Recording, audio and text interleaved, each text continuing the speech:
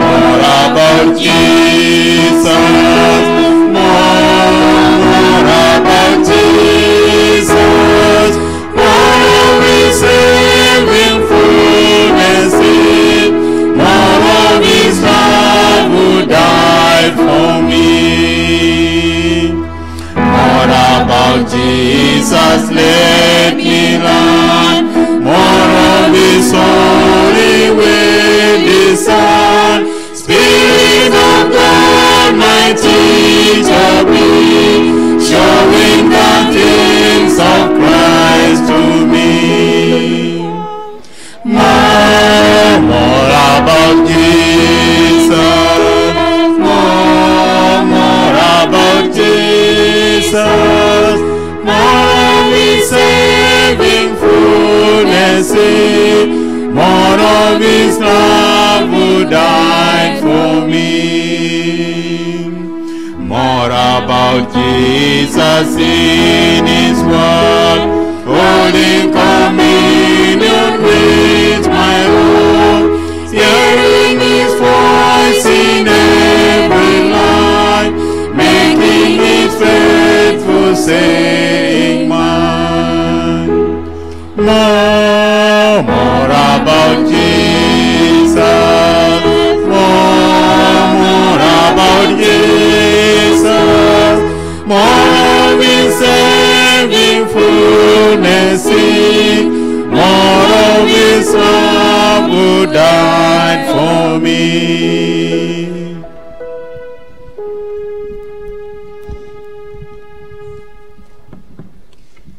Mapondeni milimani, nimeuona mkono wake, ameguza moyo wangu, sioni haya maisha ni mapondeni.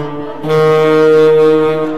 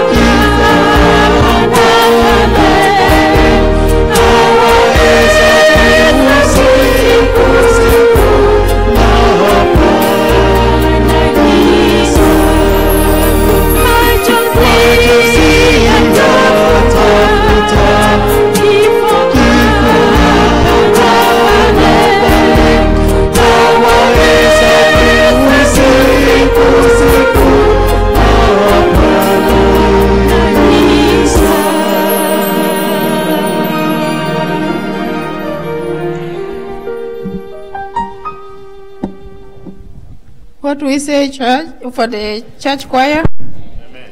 Amen. Let's open 369.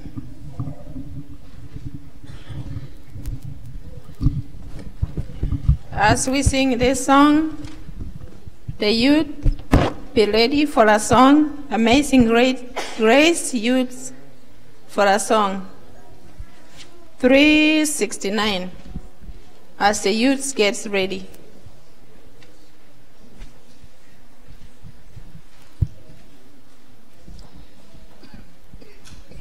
$369. Rescue the perishing.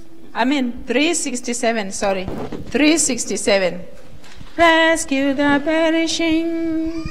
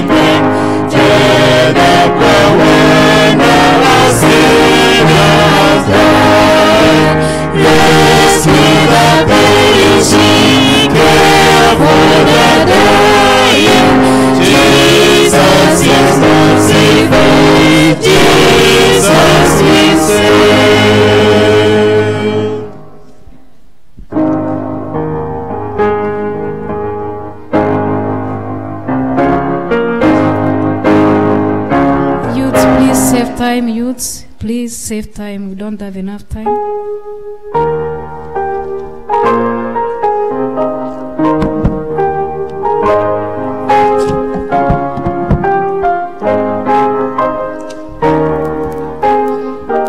As the youth finish, men ministry, Grace, Amazing Grace, men ministry for a song.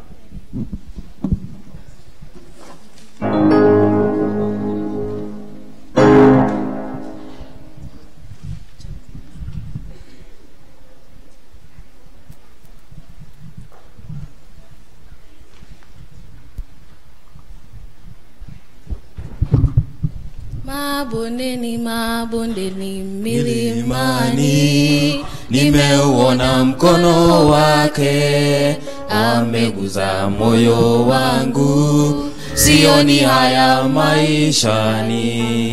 Mabondeni milimani, nimeuona mkono wake, ameguza moyo wangu, sioni haya maishani. Mabondeni milimani, nimeuona mkono wake, ameguza moyo wangu, sioni haya maishani. bondeni, milimani, nimeuona mkono wake, amegusa moyo wangu, sioni haya maishani.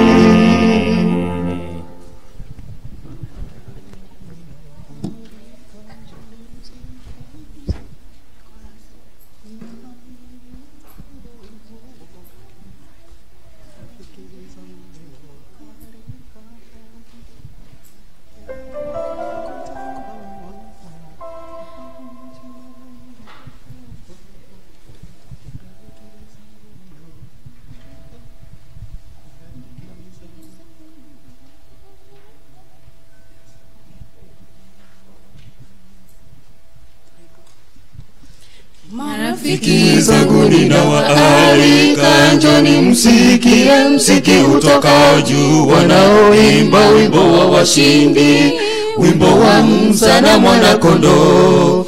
Marafiki zangu ninawaalika, njoni msikie mziki utokao juu, wanaoimba wimbo wa washindi, wimbo wa Musa na mwana-kondoo. Ninaamini nitaimba wimbo huo, sababu jina langu liko huko. Marafiki na majirani nawalika, njoni tuimbe wimbo mtamu. Ninaamini nitaimba wimbo huo, sababu jina langu liko huko. Marafiki na majirani nawalika, njoni tuimbe wimbo mtamu. Sijapata lugha ya kuelezea muziki huu unaoleta faraja kwangu. Muziki huu wa Mungu ni wa upendo, njoo rafiki tupate pumziko. Sijapata lugha ya kuelezea muziki huu unaoleta faraja kwangu. Muziki huu wa Mungu ni wa upendo, njoo rafiki tupate pumziko.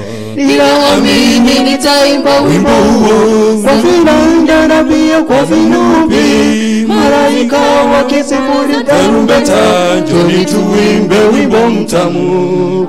Ninaamini nitaimba wimbo huo kwa vinanda na pia kwa vinubi, malaika wakipuliza tarumbeta, njoni tuimbe wimbo mtamu. Ninaamini nitaimba wimbo huo, sababu jina langu liko huko. Marafiki na majirani nawalika, njoni tuimbe wimbo mtamu. Ninaamini nitaimba wimbo huo, sababu jina langu liko huko. Marafiki na majirani nawalika, njoni tuimbe wimbo mtamu.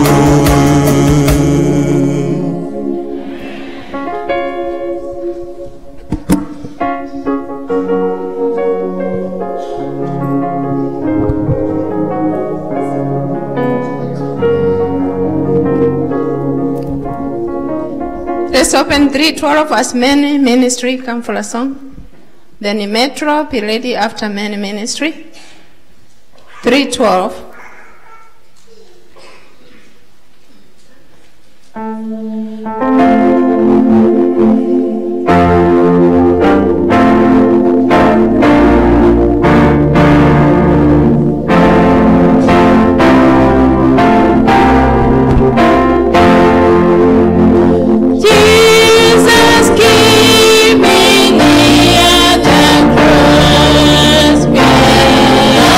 Precious fountain, feet to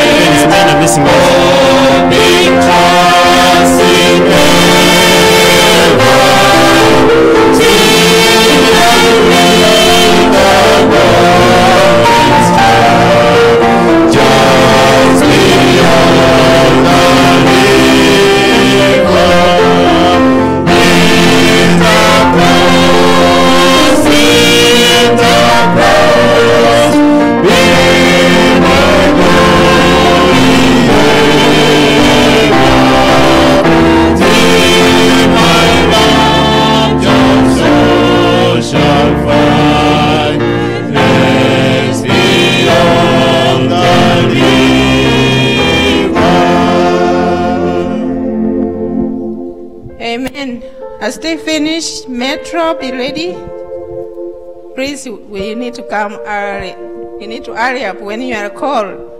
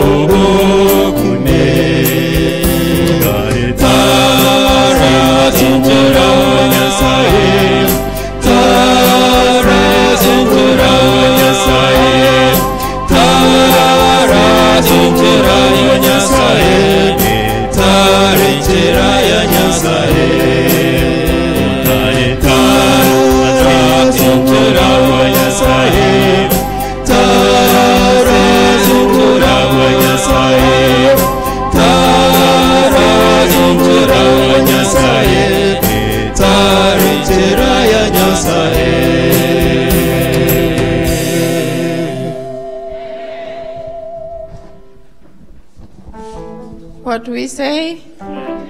Amen. Metro Choir. Simama, simama imara kama mlima wa Sayuni, hautatingizika milele daima. Milele, milele, hautatingizika milele daima. Milele, milele, hautatingizika milele.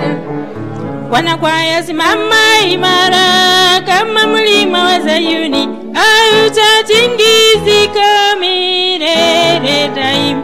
Milele, milele, hautatingizika milele. Milele, milele, hautatingizika milele. Simama, simama imara kama mlima wa Sayuni, hautatingizika milele daima. Milele, milele, hautatingizika milele daima.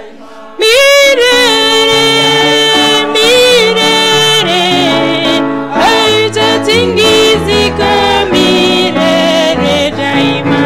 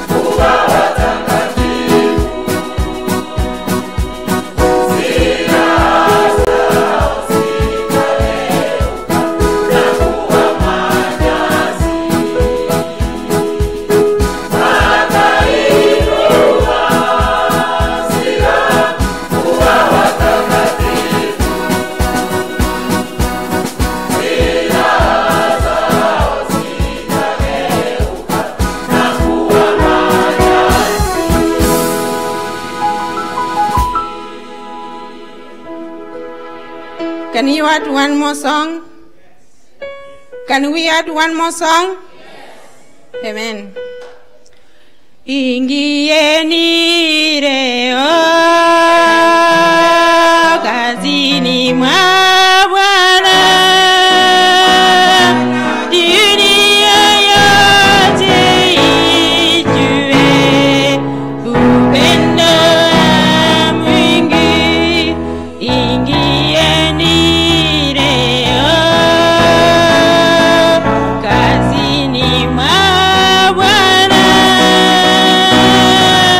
dunia yote ijue upendo wa Mungu. Ushindi ni wetu tukiwa na Yesu, tutakula mizabibu tuliyowekewa.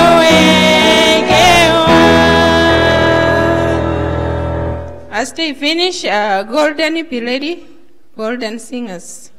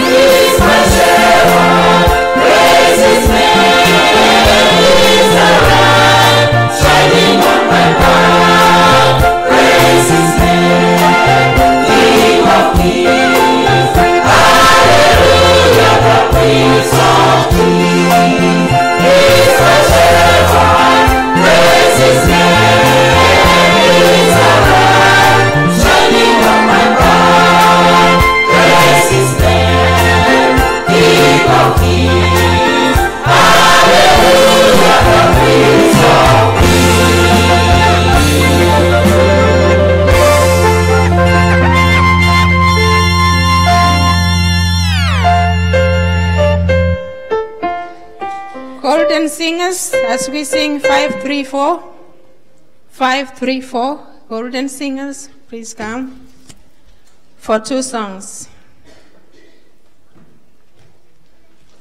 534, with your anchor hold.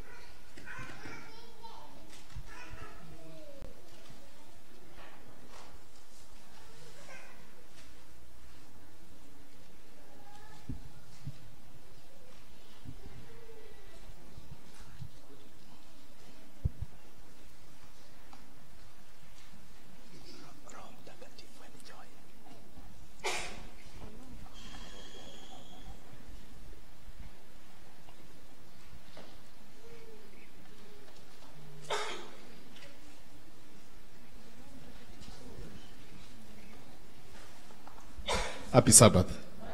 Happy Sabbath, church. This is Golden Singers. The first song we'll do is Roho Mtakatifu. And the second song we'll do Oh, There'll Be Joy. Yes. Feel welcome.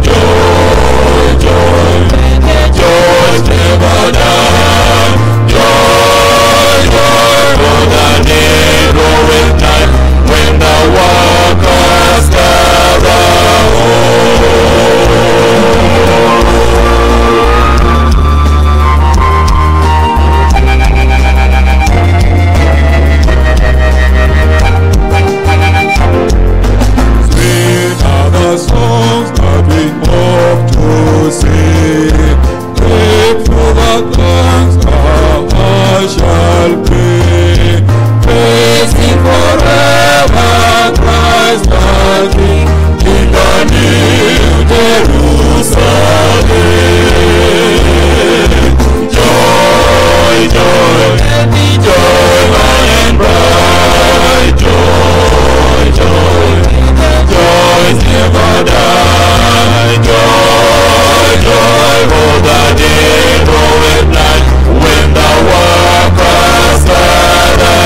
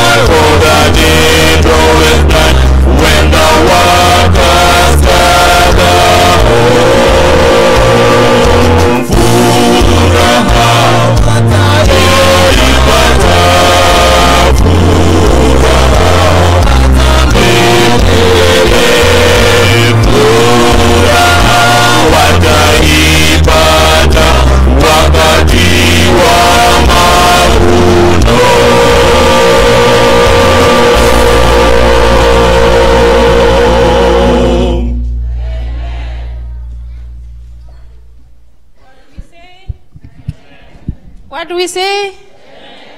As we sing the song, we were 534, the second stanza, 534.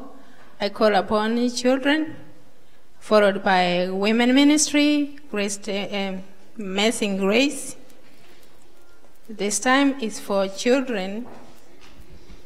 As we sing the second stanza, 534.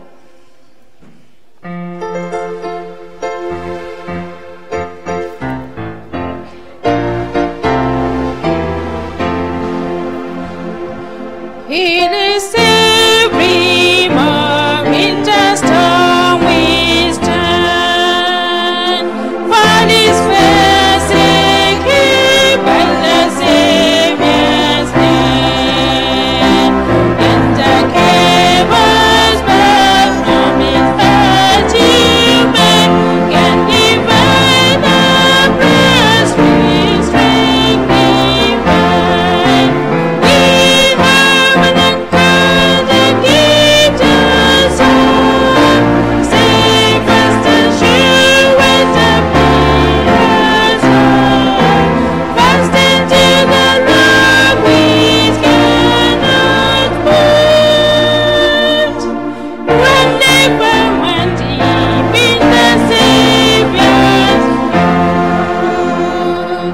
Amen.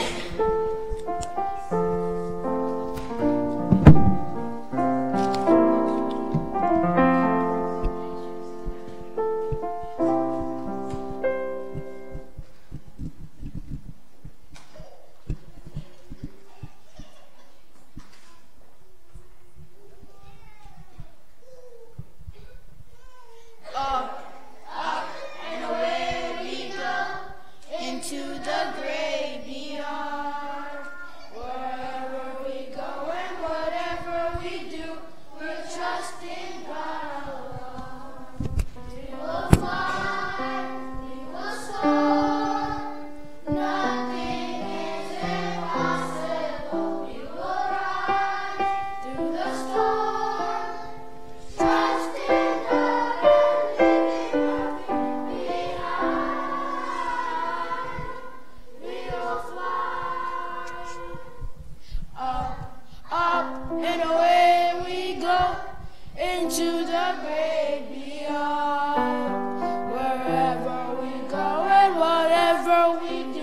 we trust in God alone. We will fly, we will soar. Nothing is impossible. We will rise through the storm.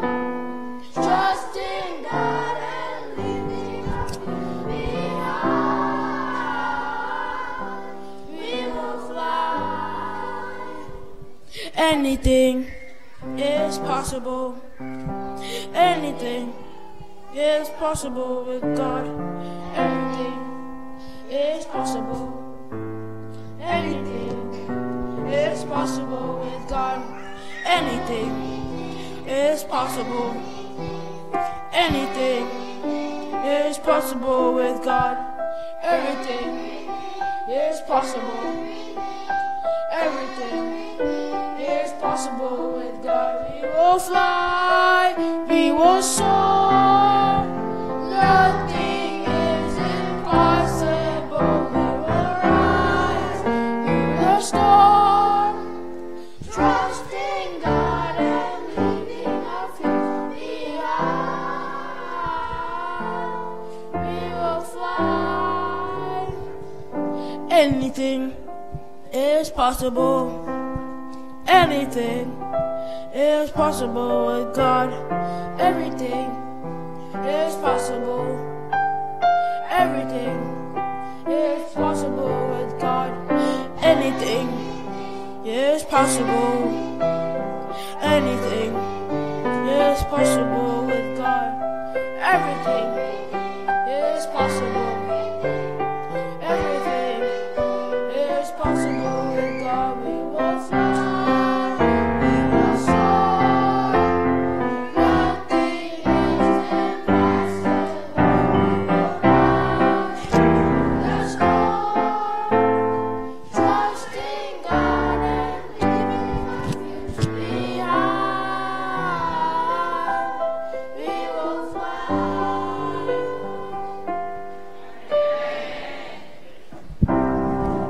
What we tell the children? Amen.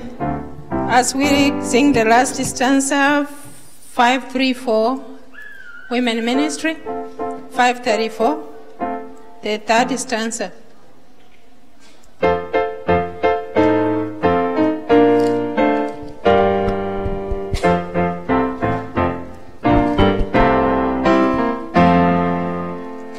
It is only all in the stress of it. When the break of truth and the leaf is laid, the tempest flame and the world will blow, and the hungry leaf learn back off from. We have an anchor that keeps us up.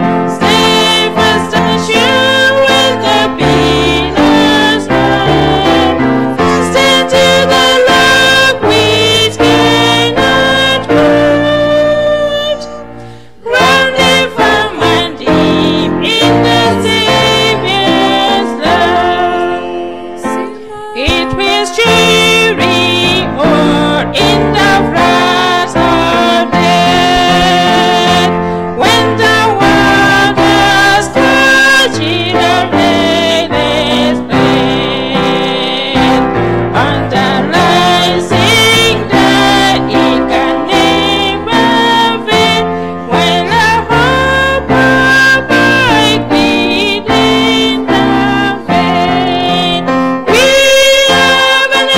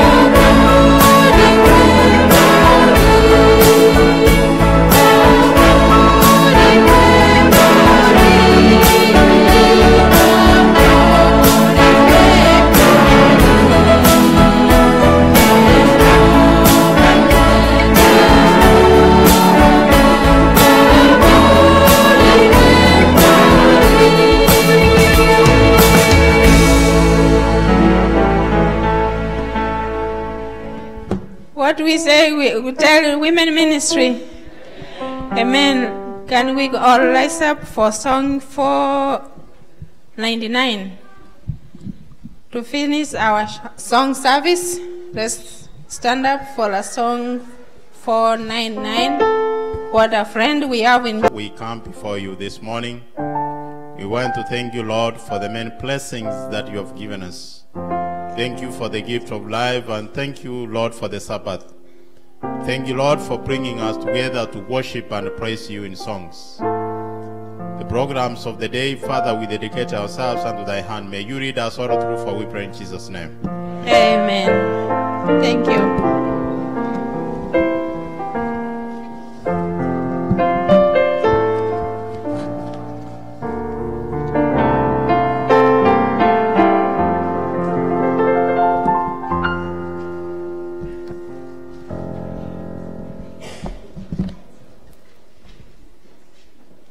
Good morning, church.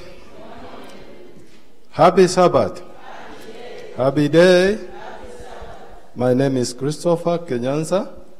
I'm here on behalf of our church, Amazing Grace Church, to present to you the announcements, and I'm welcoming you to this session of announcements. May we pray. Our dear Father who is in heaven, we thank you again for this opportunity of time that you have given us. Thank you for giving us all of us life, and thank you for this Sabbath as we are going to worship and fellowship together to you. May you be with us, and may we also praise you with the announcements in the name of Jesus. Amen. So today is another yet a good day to us as a church, as Amazing Grace, and to other members who are our visitors from Metro. So we are very happy to meet together and fellowship together. And now I welcome you all, visitors from Metro, visitors who have come today here for the first time. You've never come to Amazing Grace Church. And our host members, Amazing Grace, we welcome you all. May I see Amazing Grace raising hands up? Amazing Grace members, please. We are pleased to be many, and we welcome you all. Can you welcome our visitors, please? Yeah, feel welcome. Metro Church and all those visitors who have never come here in this church. I hope even Metro Church members, some of them have never come to this church to know how it looks like and where we are worshiping. But some of you have come here, maybe more than once, you know where it is. For those ones who have never come, we welcome you today. So, is there anybody who has never come to this church, but today was your first day to come? I wish I could see, because we prayed for abundance of our visitors. Is there anybody who has never come to this church any time? Today, the first time? Can you stand and wave? Please, we need to see you. We are happy and to see you. Those ones who are, thank you, you are welcome. For Metro members, after finishing these announcements, I'm going to leave this chance to you, to your leader. Masinya Buto, you'll come and present, because we need to finish it with all the welcoming here, so that as we go for divine, we shall have ample time for divine service to be revived. So after my announcement, Masi Nyabuto from Metro, I'd like you to come and maybe assist me, welcome those visitors from Metro. So now the announcements are as follows.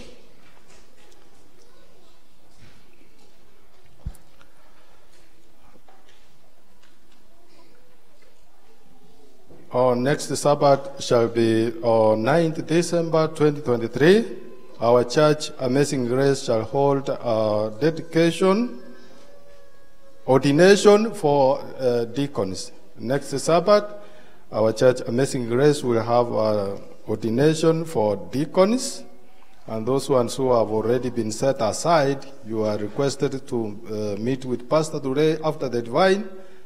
You know yourselves, those ones who are ready to be ordained as deacons, Pastor wants to see you today, and on that particular day, on 23rd, please shall you, all of you, avail so that you will be ordained to minister for the Lord, God willing, next year and the other years to come.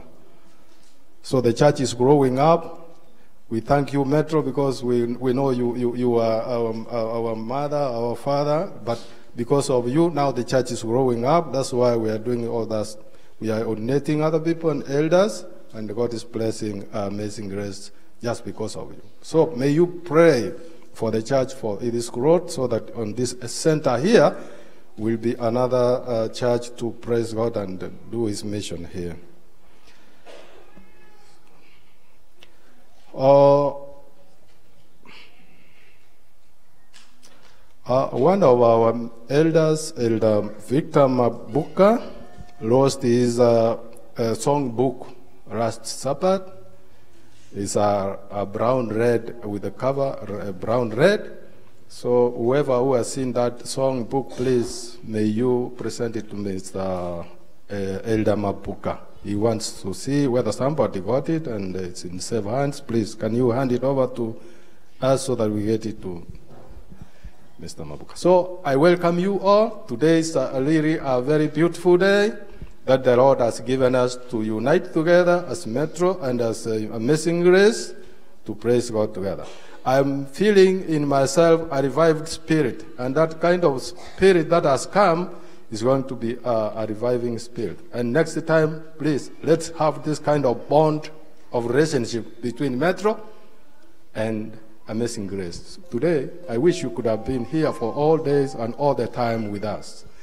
Where is Mercy Nyabuto, please? Can you come and present it from your church so that we finish all the protocol before the divine?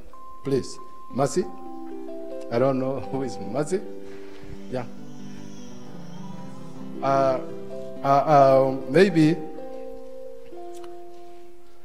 we wanted you to, just on your behalf of your church, we welcome you through that protocol system where the way we do it, we just finish it here because we don't have time. Maybe we can do it again later, but the whole congregation could like to see the Metro members through you, please.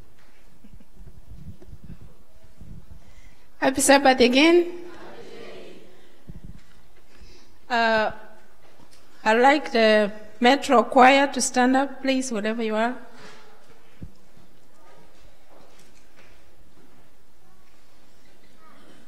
Metro choir.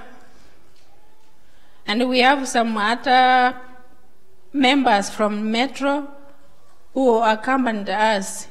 Please, can you stand up also?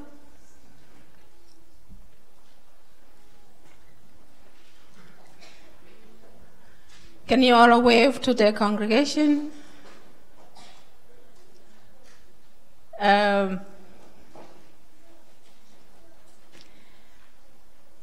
You can have a seat, please.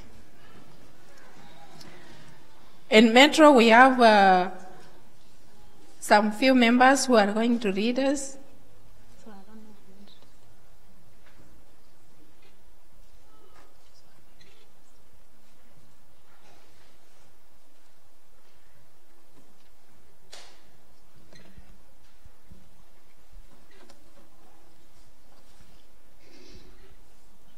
I'm going to introduce those who are going to participate from Metro.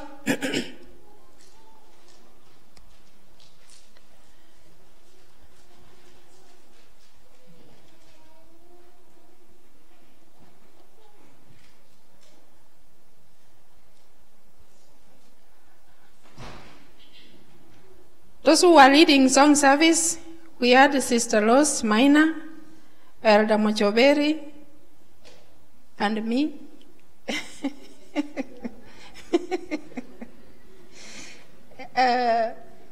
You saw them.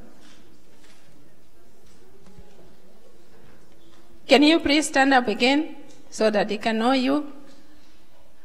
Elder Mojoberi, that's Elder Mojoberi. Sister Rose Maina. And Maina is there. Maina, can you stand up also? That's the minor Rose. Elder Richard Minor Rose, or Rose Minor. And they were leading song service. We had, and my name, as you heard, is Marceline Nyabuto. And the one who stood here is my eldest son. His name is Nimrod. Those who are going to participate, the one who's going to lead us in a word of life is our leader, choir leader, Jeremiah Ontiri. He's behind there, is saluting to you. He's the one who's going to give us a word of God. And the one who's going to read, I think they have gone out.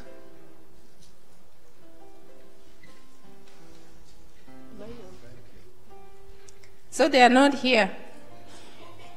Thank you, Elder. Continue. Okay. Thank you. We only needed to have the protocol and the system of maybe knowing you and welcome you at this time. But I know it's going to happen again, but we are sorry for hijacking you because maybe you are not prepared in that.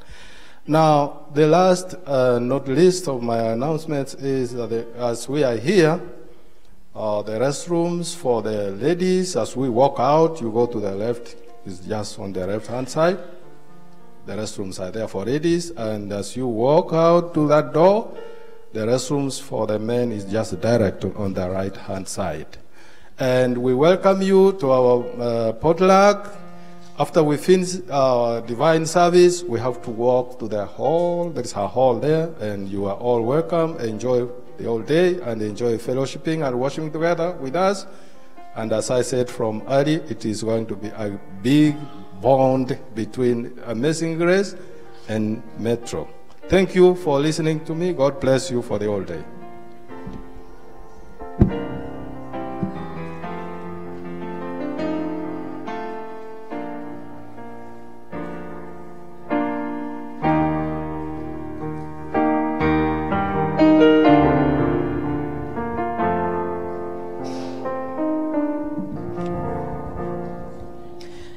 Be silent, be silent, a whisper is heard. Be silent and listen, Lord's treasure each word. Tread softly, the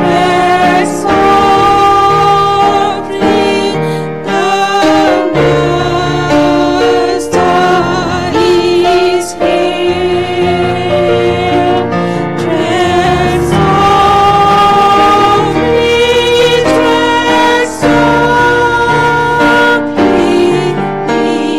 peace us strongly.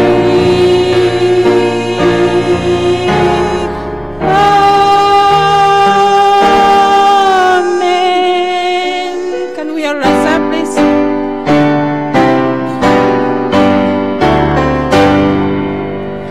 Praise God for whom our blessing flows.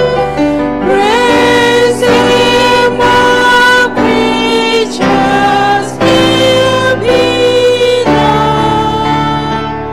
Praise Him above the heavenly host.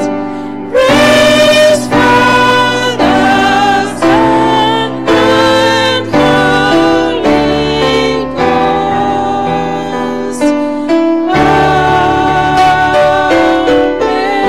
Amen. Our Father and God in heaven, we call upon your name. May you talk to us this day and prepare our hearts to meet you. In Jesus' name we pray. Amen. Remain standing. 3 Song number 432. 432. Shall we gather at the river?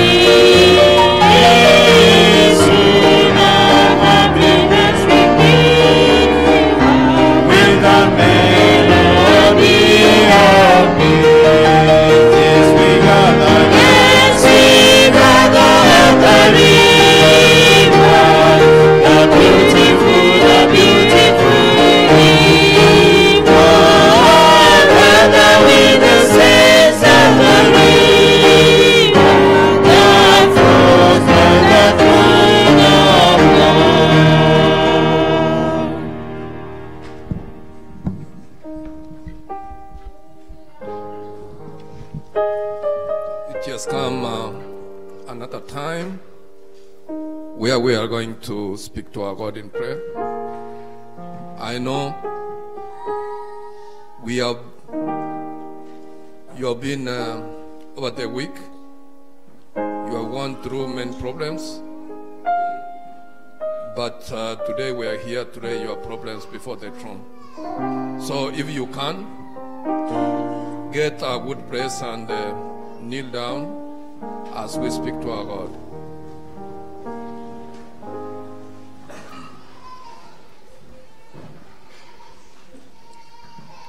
Let's pray. Our dear Father, Lord in heaven, we have come before thy presence this morning.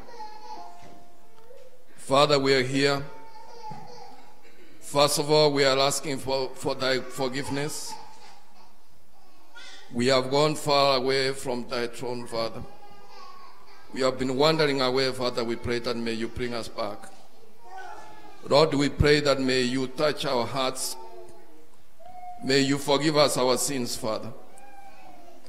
Even as we gather here as your children, Father, we are not better than those who are outside there, but you made it possible for us to be here today.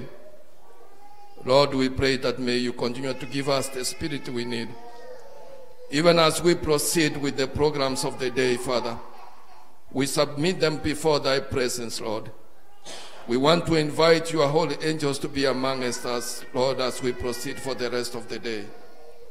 Father, even these people, as they are kneeling down, Father, deep down in their hearts, Lord, they are hurting, Father. They have various problems which are troubling them, Father. I want to submit them before thy presence, Lord. Carry every burden, Lord, they have, Father. Lord, let them lay them before the cross. Even the speaker for the day, we submit him before thy presence. Hide him behind the shadows of the cross. Even as he is going to speak to us, Father, may not we see him, Father, but we see you, Lord. Father, we remember our children who are amongst us, Father. We pray that even as they grow, continue, Lord, to give them the Spirit, Father. Guide them, Father, with the blood of Jesus, and also cover them wherever they go. Father, we as parents and grandparents, Lord, as we guide them, as we take care of them, Father, we pray that may you continue to give us the wisdom we need, so that we may continue to be with them and guide them according to thy will, Father. The programs we have again for the day, we are submitting them before thy presence, Lord. Even the rest of the members where we came from, Metro, even as they continue, Lord, we pray that may you be with them, Father. Even as we finish the day and head to our various homes, we pray that may you be with us. This is our humble prayer, for we pray in the name of Jesus. Amen.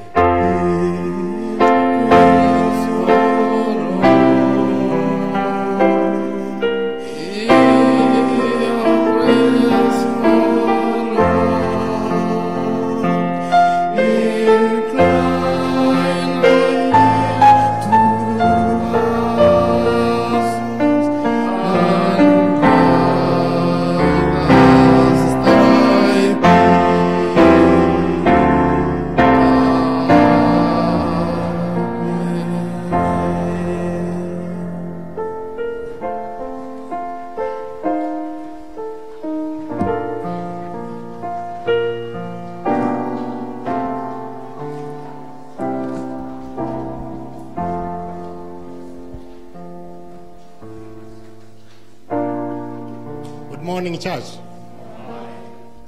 I take this opportunity to welcome all of you to today's worship. Feel at the feet of Christ. It is a great time of the year, and God has been faithful. He has taken care of us since we were here last time up to this time. And we are really grateful that we have had beautiful voices. The choir from Metro, thank you so much, and the choir from Amazing Grace.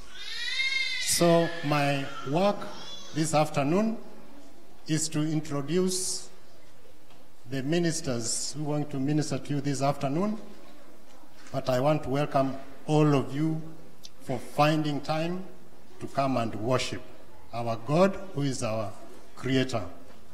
So I want to, where's Brother Paul? Brother Paul, can you introduce the teams you had? We have very many teams from Amazing Grace. So he is the choir master. He can introduce all the choirs he has. Happy Sabbath. Happy day. First of all, I'm so happy to see you, all of you here. And in Amazing Grace, as you saw, we have a lot of choirs. It's choir day, but I found it's not only church choir. So children, they have their own nice choir, women ministry, Adventist men, youth sang beautifully. So I want all of them to stand, not only the choir. Maybe those who sang those choirs, can you stand and maybe salute the church? Stand.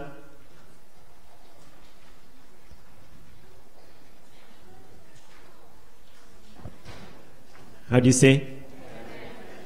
And okay, sit down. We also know that we are serving the Lord. And as we read in the lesson, the missions to the powerful, in this quarter we are dealing with mission. So singing is part of the mission. So we invite you all, if you are not in a choir, join a choir so that we accomplish the mission of God. Thank you so much. Thank you, Brother Paul.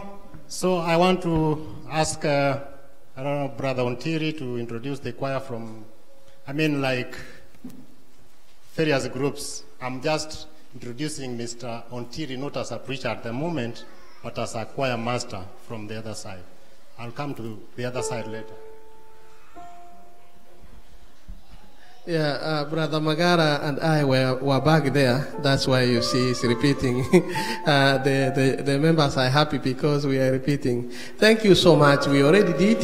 And on behalf of all these choirs, we say thank you for welcoming us. We'll talk again. Thank you. Thank you so much.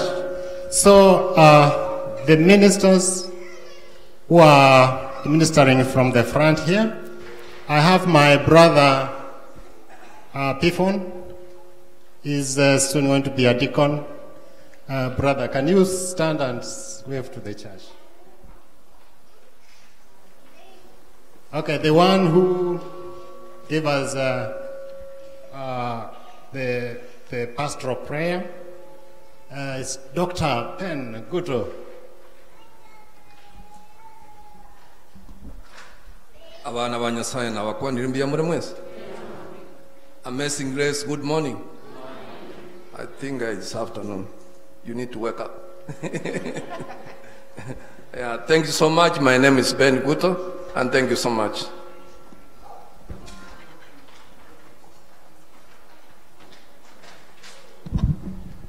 Okay, thank you so much. The one who introduced us to the song of praise is Mother. She can say hi. Hi, church. God is good. Thank you. Thank you. The microphones are singing too. There was a guest choir, and it was so powerful. Ben, can you say hi to the congregation and introduce them?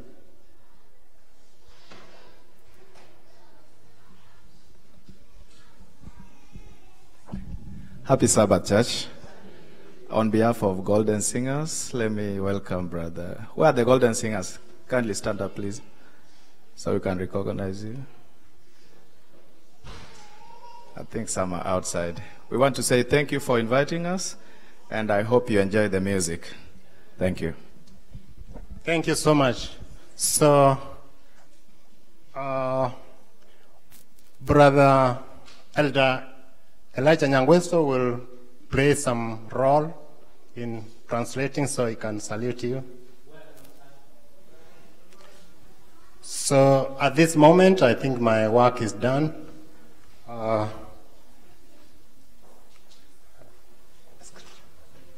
So let's have a scripture reading.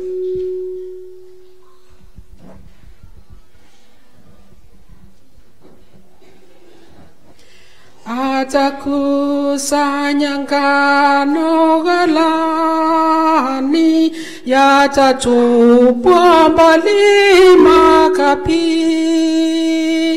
Tutashinda je hukumuni siku hiyo ya kiyama. Nabo beko bolikyage no moiruiro no razambwe twarangĩriwe kina ekyo kũgamba kitũragambe. We are only going to pity the judgment day by reading the word of God. So without wasting time, I kindly ask all of you to open the book of Psalms 137, verse 1 to 6.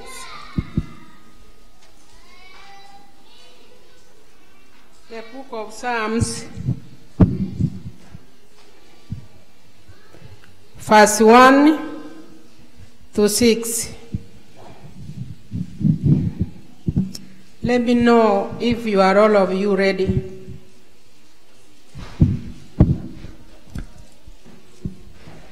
And I will know by the noise of opening the Bibles.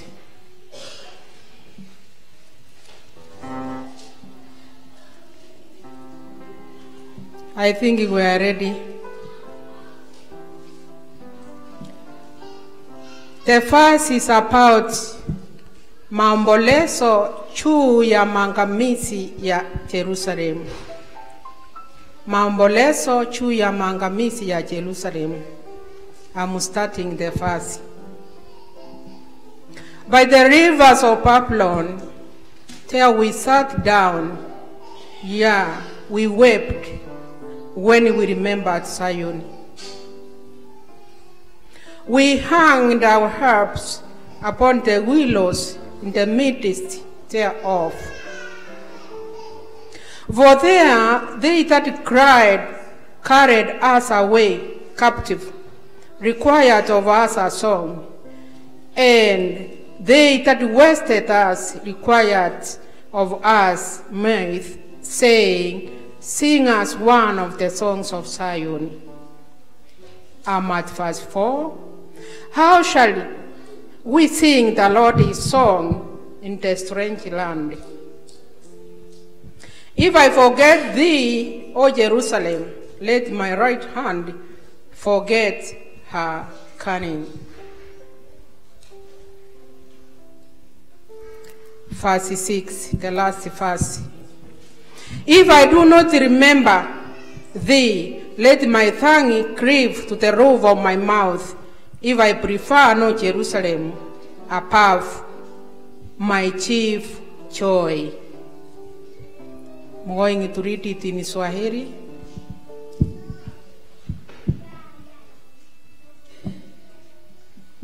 I'm going to read it again in Swahili. Katika kando ya mito ya Papeli ndiko tulikoketi, tukalia tulipoikumbuka Sayuni. Katika miti iliyo katikati yake tulivitundika vinubi vyetu. Maana huko waliotuchukua mateka walitaka tuwaimbie. Tuimbeje wimbo wa Bwana katika nchi ya ugeni? He Jerusalemu, nikikusahau wewe, mkono wangu wa kuume na usahau. The last verse. Ulimi wangu na ugandamane na kaakaa la kinywa changu nisipo ikuza Jerusalem. May the Lord bless the word as the preacher is coming to whiten it up as we prepare for the kingdom. God bless you.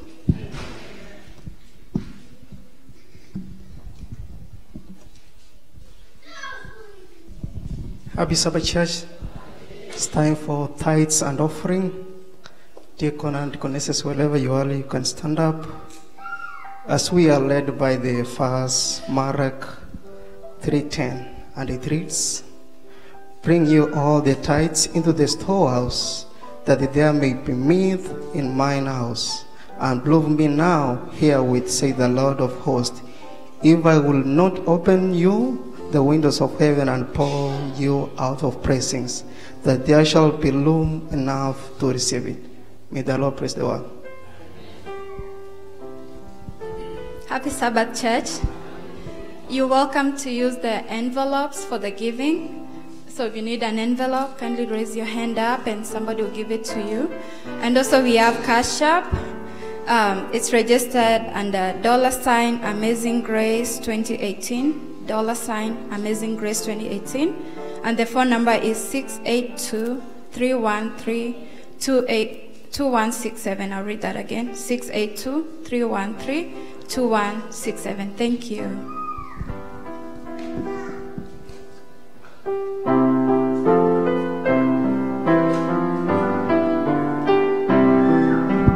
Choristers, number 15. My Maker, my King. 1-5. Choristers.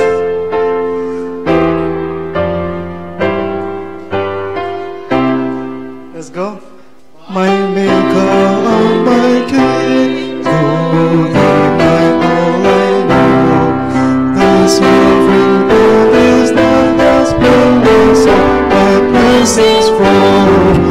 The sovereign bounty is the spring whence all blessings flow. The creature of thy hand, all thee alone I love. My God, the beneficent from whence thy like and give. My God, the beneficent more praise than I can give. But what can I impart when all is time before?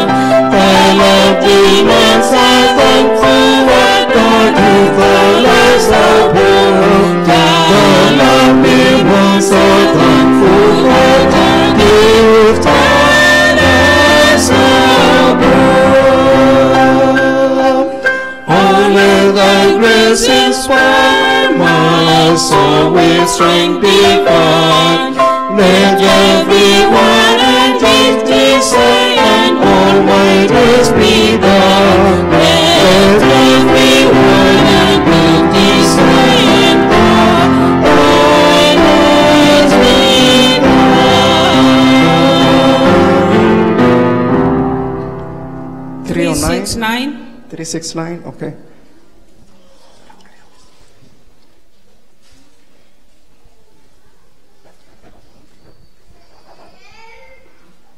$369.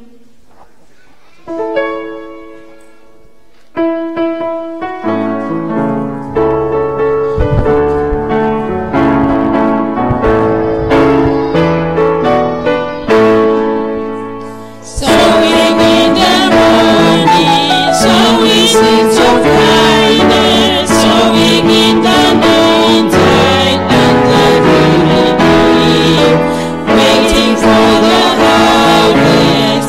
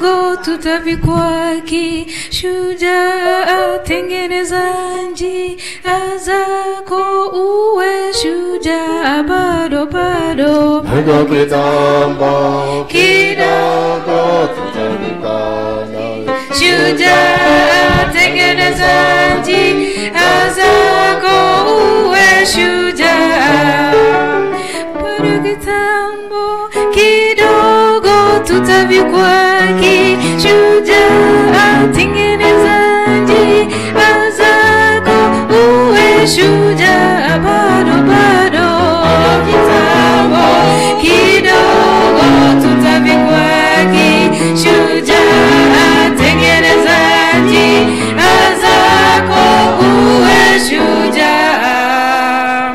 Ni kwa gharama utakuwa shujaa, na kwa sababu njia hii ni nyembamba, na maponde mengi wachache watapita, bado bado bado kitambo kidogo tutavikwa kishujaa, tengeneza njia zako uwe shujaa.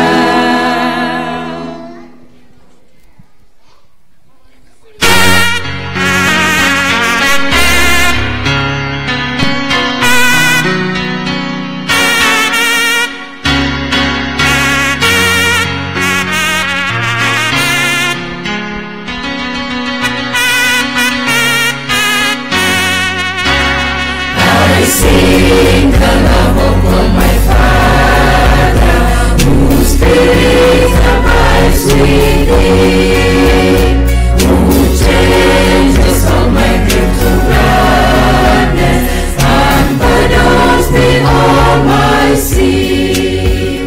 Though clouds may lower dark and dreary, yet He has promised to be near.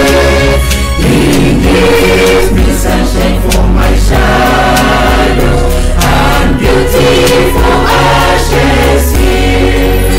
He gives me joy in the sorrow. He gives me love that casts out fear. He gives me sunshine for my shadow and beauty for ashes here.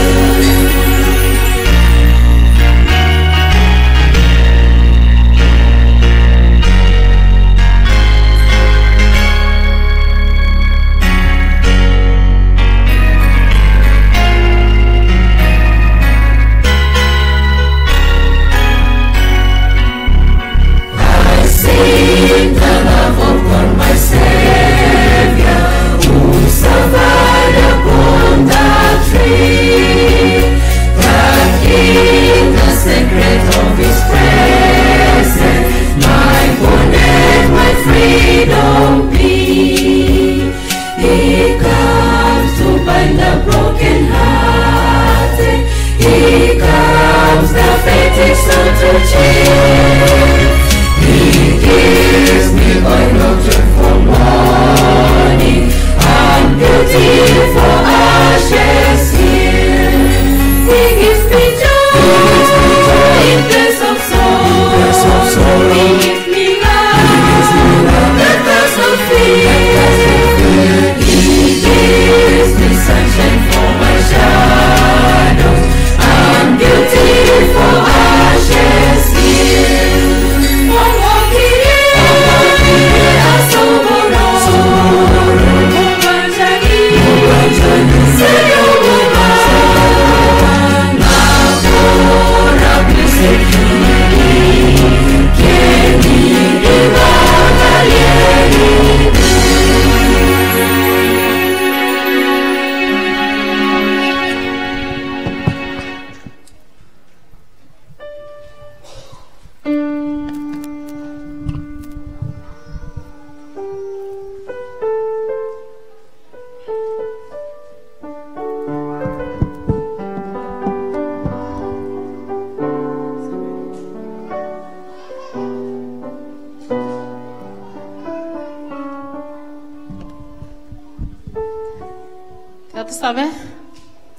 machenu mbiyamana asili waga twachira asole wetera setare yesyo liseniri to kwene mbiyamana aseke ukyo bagima mbiyamana aseke ukye biego gwatoire tunyaka kuba to kuruera so wakira mbiyamana akore mirimo yake to asubusugense tokanya kera to chikoe uligana lya asili tuko oliseni wetera setare yeso yoro mutolito.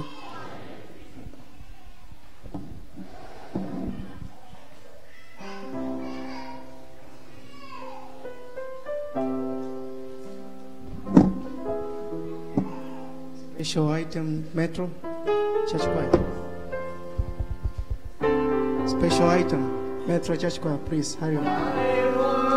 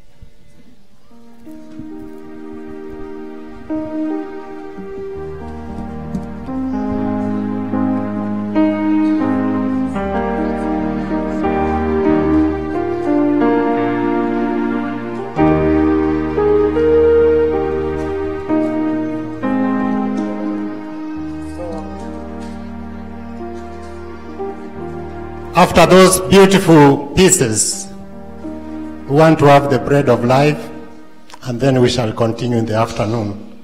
Therefore, this hour, I want to invite the speaker and Brother Elijah. Welcome.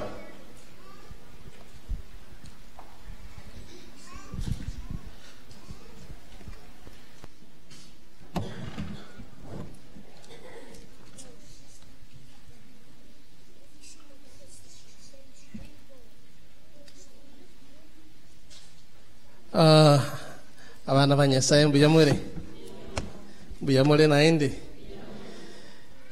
wana wa Mungu amjambo tena. Good afternoon, church.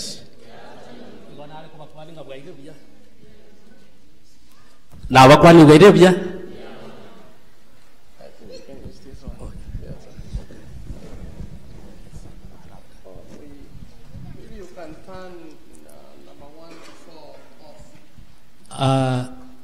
ngani ngakegere ndi basiko 1 to 4 of you leave only number 5.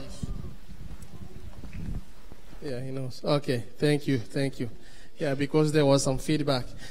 So good afternoon.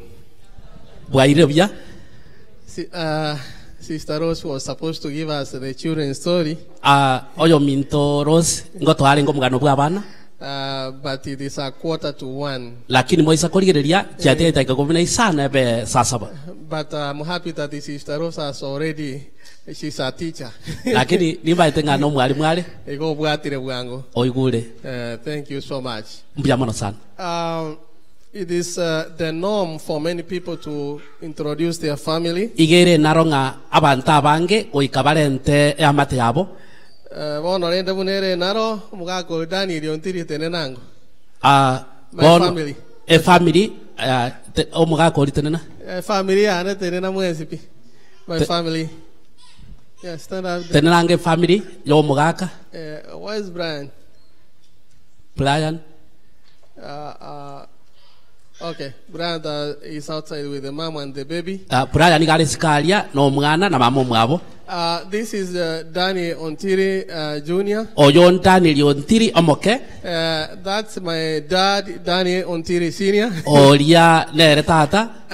Bryant is our elder son. He's outside. He'll be here. Na Brian no mwana itoma nene sikalia ale. And Emily Onserio. That's my wife. Na Emily nere omongina. My mom is Anne Ontiri. Mama igakorokwa Anna Ontiri. And our young daughter is Anne Ontiri. Na omwana itomoke nere igakorokwa Anna Ontiri. I'm also Orina Ontiri. Na inche lietali ane no Orina Ontiri. Thank you so much. You may sit. Biamane kirage ekanye.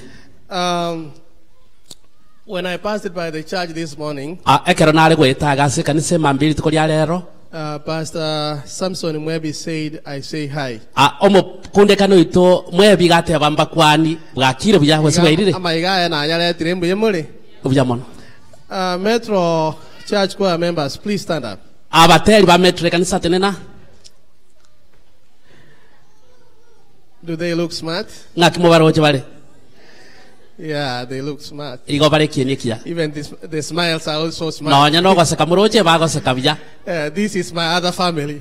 Bono ejenero ni amate ya nende. I'm happy for them. Igonde no bogo kumongasi bare. And thank you for being here. Na andi mjamona asingi joka bakwa inaiga. May God bless you. Nyasaba senikegima. Hamilton. Hamilton. Please stand with your choir. Na aye tenena ne choir yao. That's also a wonderful young man. No yo iganere no musai bogo kumyo mjamono. I also want to thank God for your choir. Igonta itiko koira ni nyasanga mjamona se choir yao. When I was a small boy, akarona alengo musao mokaiga. Hamilton was much smaller than me. Manya Hamilton iga alengo mokamano ko getari. But when I go to my archives, you can see him sing at the State House Choir in Kenya. Lakini akero mumuroche ali igagotere enyomberi yobugambi ali nkase ito Kenya. But I'm happy that he's here again in US. Lakini inde no mogoko ngana ande no ara iga enseje ya America no ara. Please, thank you so much. Na sawa itabaseni biyamana sana. May God bless you. Amanilo itabaseni. Amazing Grace Choir, please stand up. Choir ya Amazing Grace kabura anje tenena.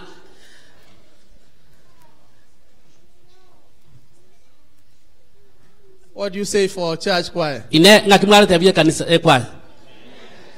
Aren't they wonderful? Ine moroche mbale kinikia. How was their singing? Ngakimwa igwa bakubugia matera. We thank God for you. Nyasaye to abasini toiranire ngambia mono. Thank you so much. Mbia mone kirage. When Brother Paul was writing to me that we should be here today, ekero yo minto Paulo aregonte binganto baigali tukori arero indi araja ko lechi beche chimorocha ara abe arigetega, but we will do what God wants. Lakini ntokore kerinya sautara aranje. Let's pray. To sabe? Thank you, Lord, for this moment. May you use me and may you prepare our hearts. In Jesus' name we pray. Amen.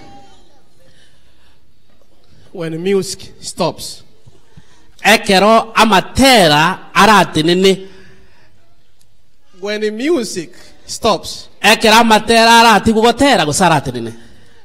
Once I want to remind you that we are live on Facebook and YouTube. Litanga nitigamba beke momanyanga igotole ase Facebook na YouTube. So if you happen to sleep, igo esa kobanga wasoire gusaba mapema tutara ikororo. Be sure that the whole world will look at you sleeping in church. Igo ngabanya ensengi bana bekoroche ngoyere na lechitorachi teko embole kanisa imi. But I'm glad that you came to sleep in church, you didn't sleep at home. Lakini nabe no boka liari wacha kurali kanisa ime ngwarali teka. And therefore, those who have social media, you can keep sharing with your friends. Igo aswalia murase amangana ali yo mutandao na umo sanga na basani baino. I think if Brother Paul shared, I also shared, so you can get from there. Aba minto mba sangete igo na umo kanyora kurwa. Truth be told, eke ne kyamangana. All of us have sung a song. Twensi tuabere togotera.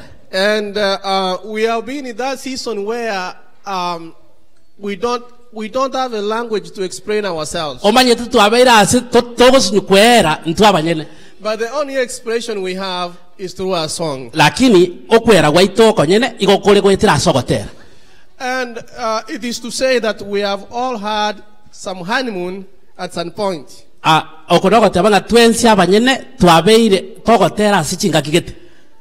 Do you know honeymoon?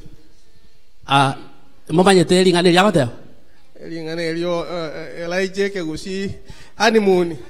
Ekero gosoka de amate yao asinge nchogo chukwego kiskaki. The young ones are wondering, how can you talk about honeymoon and we are single? Abana bake bakuburi ngaki orato tebi kogenda isiko no mwancho ne kwego kyekero ntaranywa. You have been in a place whereby everybody is happy to welcome you. Bono kwabeira ase kiro muntari no mogoko kwarigana. You may be in a new school. Labora be esukuru enya gwachire. When everybody is happy that you are in their school. Ekero kiro muntari no mogoko ngabodo gwaikire esukuru yabo. You have had a new job. And you are very happy that everybody is happy you have joined them in their new job. We all have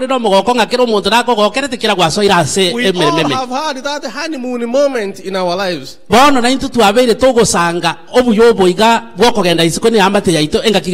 And for Amazing Grace, maybe it's a new church. And we feel that we now belong somewhere. And you know what happens when that moment, when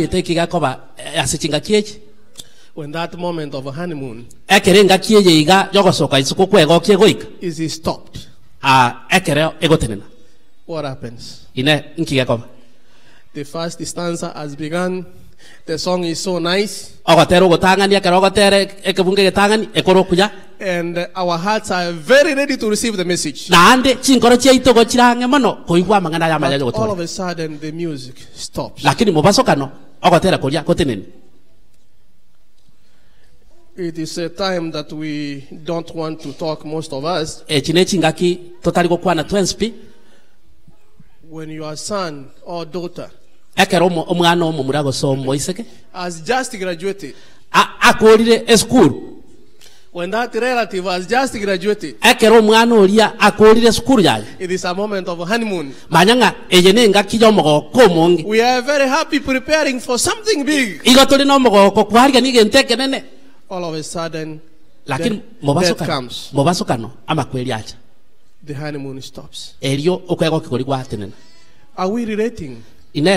ebinte imoroche have we been into those moments? ine tuanya kwenyora asa amangana yanya kotonyora In the book of Psalms, ase kitabu kya Saburi, the book we read, chapter 137. Kitabu kilitwasoma Saburi emia ibona megatatu na isana ibere. You know, somebody called Bob Marley. I've seen people look at me. How do you talk about Bob Marley? He went ahead of us. And he sang by the rivers of Babylon. We are reading verse 1. And it says, by the rivers of Babylon. So the Bible is saying they are I've seen people are now singing Bob Marley. Now let's come here. By the rivers of Babylon. So we are talking about the Israelites. They are coming close to the river of Babylon. And now by the rivers of Babylon. So it is talking of people coming from one place to another. These people were very happy in Jerusalem. The honeymoon has just begun. God's people are now rejoicing we are in the promised land. They are very happy. But they came to the river of Babylon. Babylon is not a place you want to be. What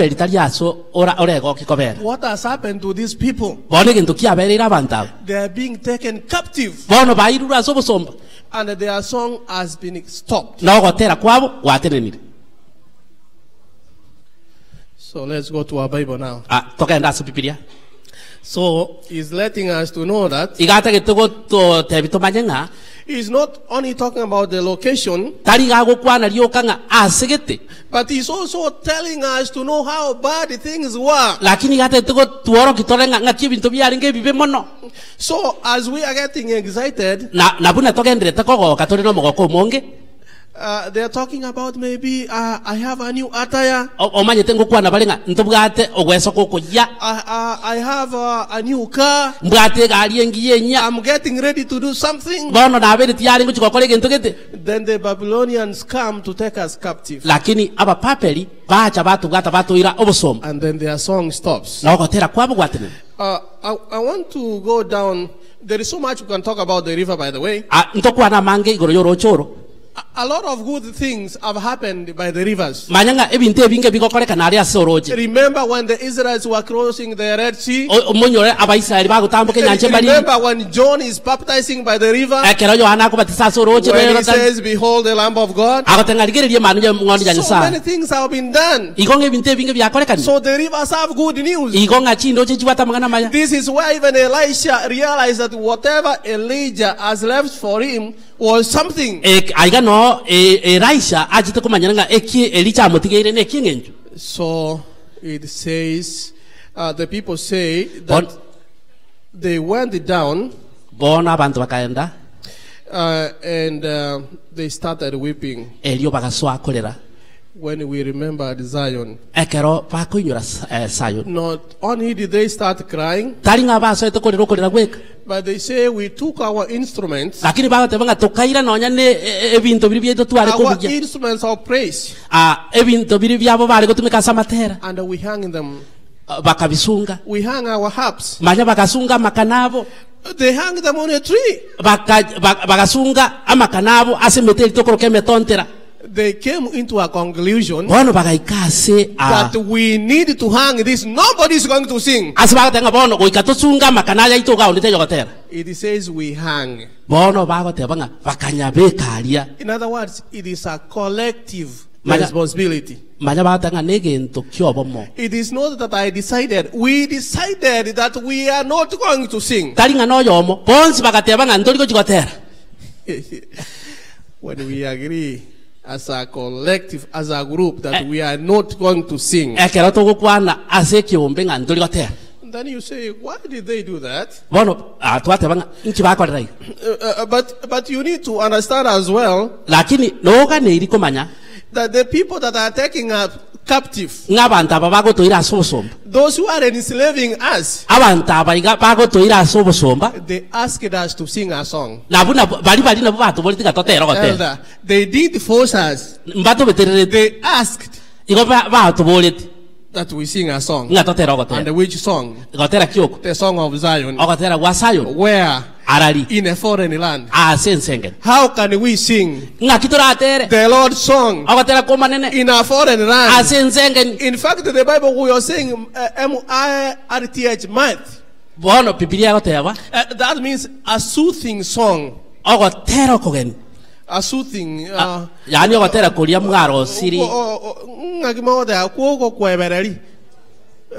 A soothing. ogotera kũri gũkwebereria When you want the baby to sleep, you soothe the baby. Oh yeah, you sing a. okomotereria ogotera So they want to be excited. igo bategete And they said, we are not going to give these people excitement. bono batenga ntũri We gũchikoha are not bantaba going mogo to sing the Lord's song ntũri gũchigotera gotera kũmanene in a foreign land. ase ensengeni Therefore, music must stop. igo bono amatera gũikaterere It was a collective responsibility. igo yarenge gento bagokorera sobwamo You know, we are not going to make Jerusalem a very cheap thing for them. omanyete ntũri gũchigokora Yerusalemu ebenyorora ase bari They are our tormentors. abaiga nabu baria bagũchigotochanda I want to take a few minutes tigang'ire chiteka chinkaiga because my sermon is done now. ekiagira nakũria kũrandi bono Now I want to take a few minutes to talk to us. bono tigang'ire chiteka nsinini iga tũkwanĩrane People can decide that we are not going to sing. abantu nabo bakũnacha ekina ntũri gotera Paul told me it is a music day. Paulo antebete ng'a rero nĩ rituko ria matera Nyancha ngumbu gati enseyembe yobororo enseyere botaire samariga.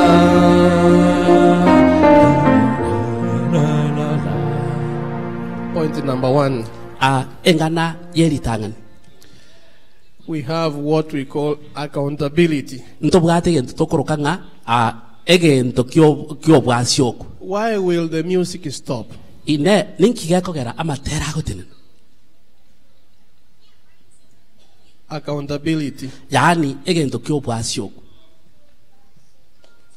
We need genuine accountability. ntotagete egento gegokorekana kioboene gosekera onge Abana kwa metro no mure. ine metire kwaya nomura We need genuine accountability. ntotagete egento kiobwasi oku egento kioboronge If the song is going to continue, onye amatera gochikogendera we need genuine accountability. lirori bono ntotagete amang'ana are buya. You know, when we continue in that text, it says, by the rivers of Babylon, there we sat down. So there is a moment that people need to sit down and they start being accountable. You know, as a matter of fact, so many songs have stopped because of fake accountability. Where we come from, we call them crocodile tears.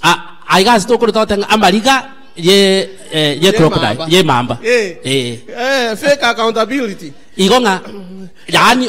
Whereby something small happens, you seek everybody's mercy. Everybody needs to be supported. And deep inside your heart, you know, you quit on God. Let me remind you. The Israelites were here because they made a decision to be here. How did they make a decision to be here? They failed to obey God. So God allowed the Babylonians to go take them captive. Because they failed to give an account. ekiagera bangete kurwa mubaro They were supposed to be God's children, igo baganiri ko babana ba Nyasaye but they did not do what God says. lakini mbakorete kiri Nyasaye agotera And therefore they made a collective decision that the song must stop. nase igo bakanachiki naso bwamo ngamatera goikatenene So when they sat down, bonekera baikaransanze they looked at their tormentors bakarigereri baria bakobachanda and they wept bitterly. erinde bakayeria mariga bakarera Why are mo they crying? nase kibakorera Because the situation is bad. ekiagera magana asareki Whenever the song stops, ake chinga kichonso pia kera matera agotenene it is not going to be a happy moment. ateri kichikoba chinga kichomoko People must start weeping. abantu goika basoye kulera mono They will start crying. abantu goika basoye kulera Brother Ben, oyo minto pe we need genuine accountability. ntotagete In amagana fact, yo bwasyo when I was preaching some other time, I used to say, I'm sorry. I'm not going to say I'm sorry. bono lero tiniko teba ngamonya bere I've been in our church for some time. na abeire kanisa ase chinga kitarinke And I've known that the only place na andi na amanyinga ase ok without genuine accountability, ase amangana atari gokoreka na yo bwasyo it is the church. na ase kanisa Mwangi wori. igo na omolegose The only place ase ok without genuine accountability ase amangana yakene atari gokwanika is the church. na ase kanisa I mean, if you want to die quickly, onye gotagete gokwa if you want people to talk nice about you, gosonye goteta abantu gokwana bya it is the church. na ase kanisa We know somebody was not a good person, ntomaite ngomonto geteneke bagarenge but because we have to praise him lakini ase ngito na and say goika good tomoto things about him, na andi tokwana mangana amayaguro yaje we stand at the pulpit twate na bosia and to say those things. twakwana mangana aria maya It is the place without genuine accountability. ase ekene gitari gokwanika Young people, do you know the book called The Enemy Called Average? ine abasaye mumanyete egetabu giga tabanga igoro omobisa Average. omobiso gatigati I don't have much time. timbwa atinga kichintambe But I want to say that the church environment, igonta itego tebanga okoreka na gwe if you want to live on an average environment, onye gotaite komenya asari igatu join the church. yori goiko so ase kanisa Because this is we are average. ekiagera igotore igatu etore gatigati Why are we average? na ase kitore gatigati Because Elder Elijah, ekiagera omorisi oyo there is nobody in church that wants to tell you like it is. onde taye kanisa otete kokotebia kene Nobody wants to point out. onde taye otete kokosiame ekiara Nobody wants to correct anybody. onde taye okotebia yonda mamochaje And you know, we have the latest vocabulary saying, don't judge me. na ndo baite rero bwangu gantu anyalinga ndine lyo tenga to basako ngambi So many of us are spiritually under challenged. igonga abange baito igotubwati sigetenene yake moika We are spiritually under challenged. igotubwati sigetenene yake moika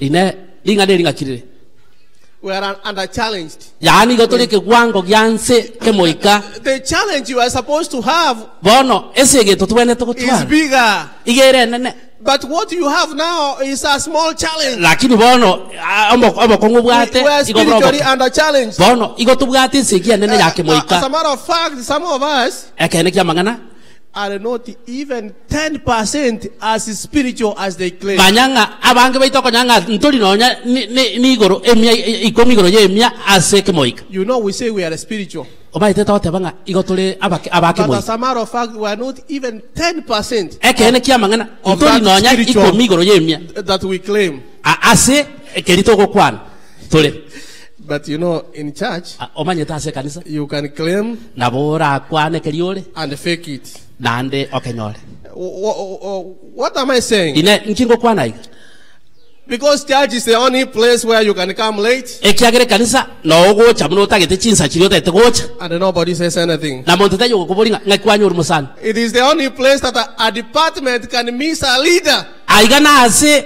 ekiombege ko borwo murai Talk about Charlie. Nobody is there to work in that department. twagenda obachori twachora omuntu tago chaso bokoreri buri And acho nobody says anything. no ndete yokubori kende Lack of genuine accountability. yani ase ekende gitari gokoreka You know, people say, abantu bagoteba well, we are very busy. omanyete igo tomigire sana I wonder what happens when you go to work ine late. nkigekoba ekeroko ende gasiaria ogokora konyorire You never say you are busy there. tori goteba nga no migire aria Genuine accountability. okorere kene Because of time, I just want to say number 2. asingeje chingakitiga nkwane engana ya kabire. So we need genuine accountability. Igon tutagete amangana jo bwasioku amangana je kene. If we have to revive that song and sing again. Onye toga neti ko irore rogotera kuri na rogotera. You know, I've realized that the song does not stop. Omanyete na achire kumanyanga ogotera nkuri gotene. Actually, singers stop singing. Abateri na ubagutika gotera. I'm not a marriage counselor. Inche tindi Oliogo semi. We are struggling together in this marriage. However, people say that love stopped. Love is still there. You can go there, pick it and tell. And they keep moving. You need to go there and restart the fire. Because the fire is there. The song is there. You got to know why you stopped singing. Because the song must continue to be sung. So then how do we restart that song? You know, it said, I already talked about it, it said we. That is the problem right there. We. I was happy when I came here last evening and the choir was meeting upstairs. They gave their time. Somebody does not like the way Brother Paul is leading them. So he will go and seek company. He will go and incite people. And they say, Brother Elijah, why will Brother Paul keep on leading us? Why can't you continue? And if he doesn't want it, we can make another choir. And we start our own choir. And leave this choir to him. We hang. We hang our harps, our instruments. Church,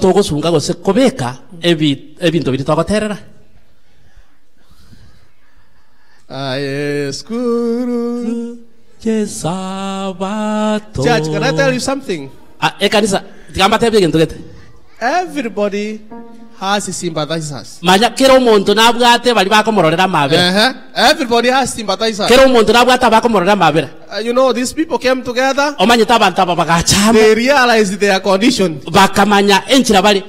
And they said, we. You know, I can say much. But let me say, even the devil, he had sympathizers. In fact, a third of holy angels.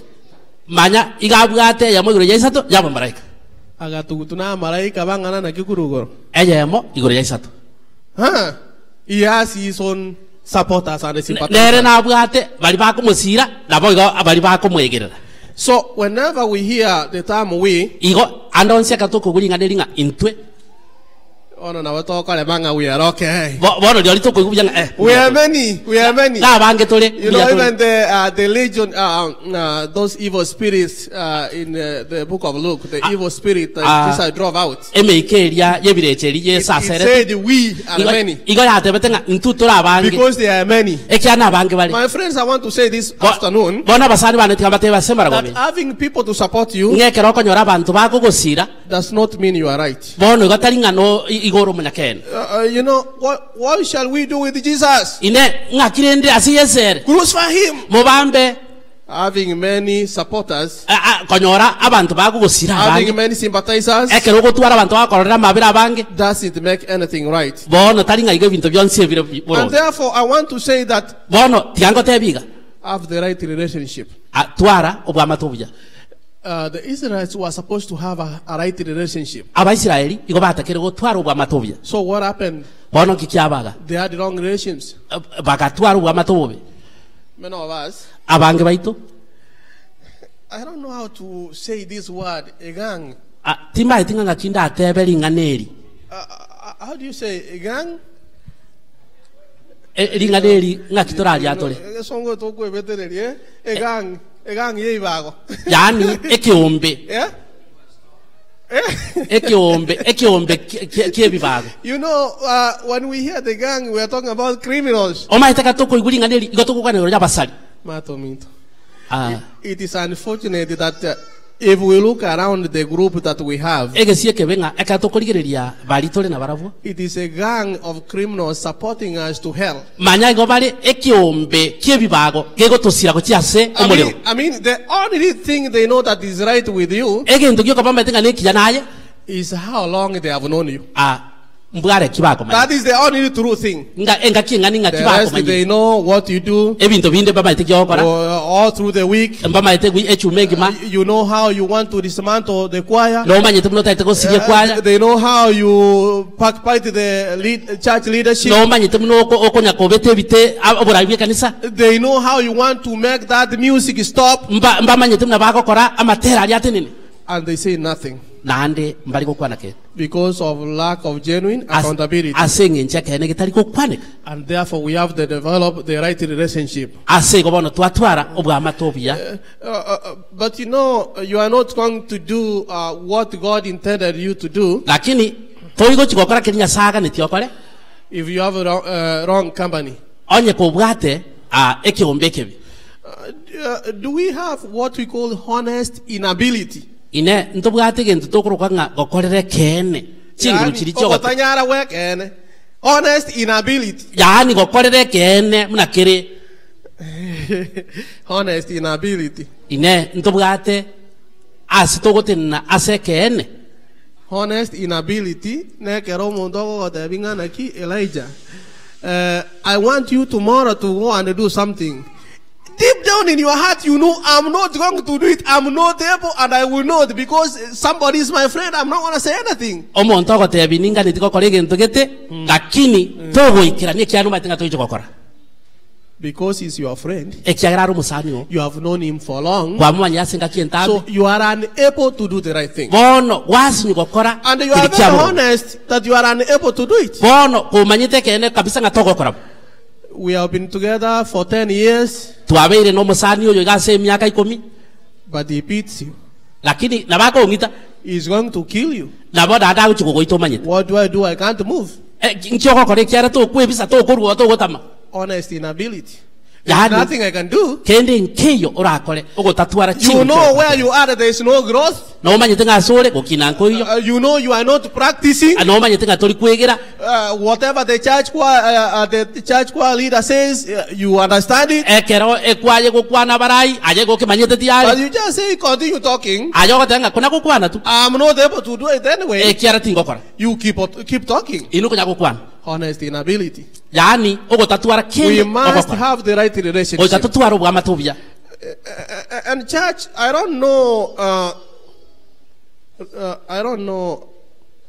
Do you all have shoes? ne ekanisa kero omonto nabegete bikorot Oh, we have shoes. kero omonto nabegete bikorot Let me see. tigangondole Ngota begeti gorodo. ngoche utabegete bikorot abone yani akorere kene Brother Magara. Are those your first pair of shoes? bagara ebikorot ebine byawe bitangani What happened to your first pair? ngaikwa irete bikorot ebitangani Because it's not no vega.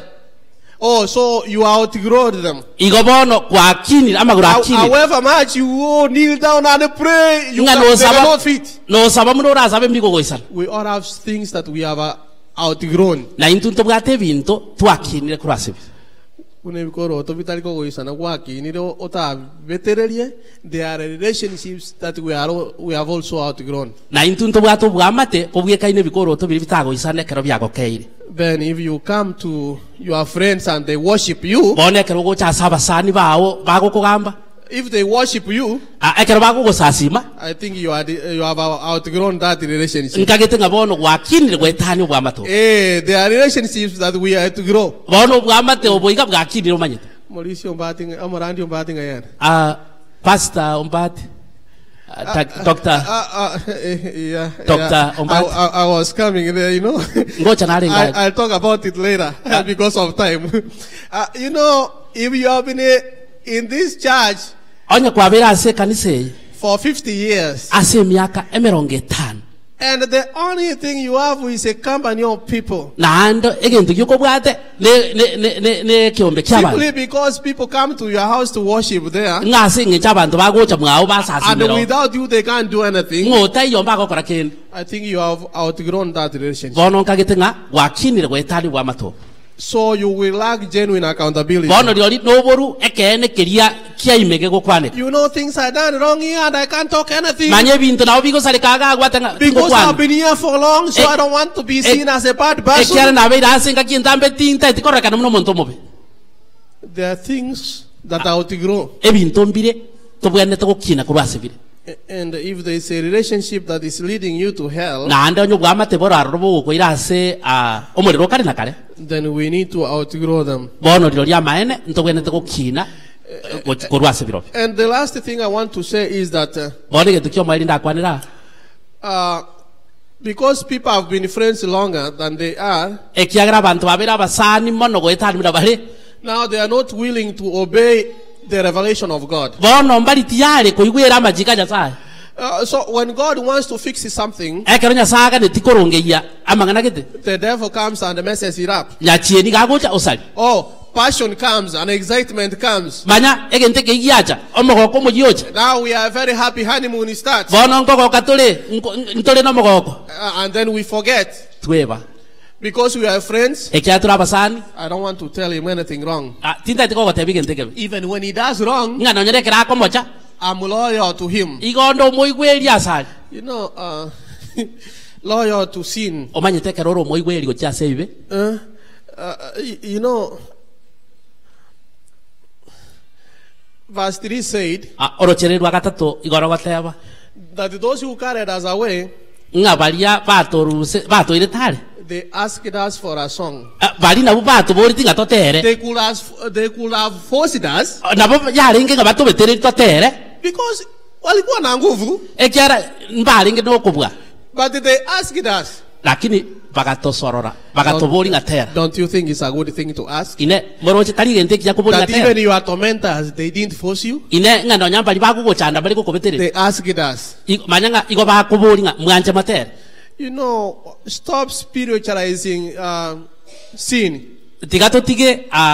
Honey, they are saying it's a good thing they did not force us. But they asked us to sing. So we want to change and twist the language. We want to spiritualize our weakness. You remember, you know you are on the wrong path when you start spiritualizing your weakness.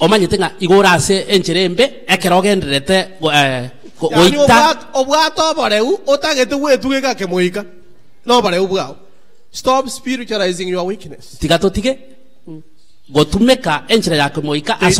didn't force us. They asked us to sing what the Lord sung in a foreign land. So friends, you know, who is a servant? Yeah, that's the last point before I sit down. Who is a servant? God wants us to have a servant heart. So, if there's a pot of water down on the floor, what is needed of me? So must I wait for the deacon to come and pick that bottle from the ground? Simply because I'm not a deacon. Now that Brother Paul is not here to teach us a song, we have to start siasa and doing other things until he comes. We can't do something because we are not in church. And then you start saying, everybody has a part, and every part has its own. And now we start in a spiritual way, spiritualizing our weakness.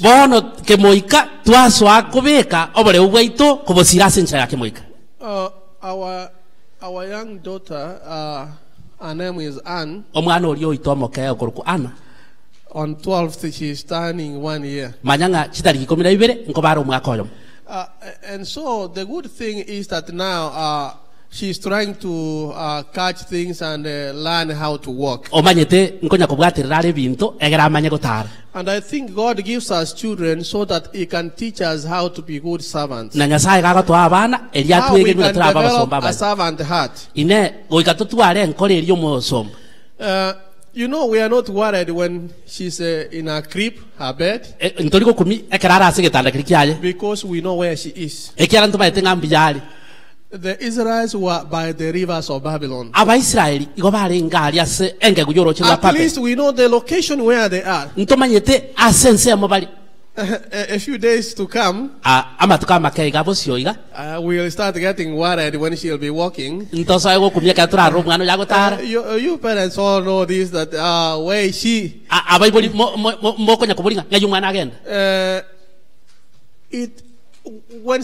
When the baby is hungry, she doesn't talk. She cries. When she turns in her bed, she hits her head. She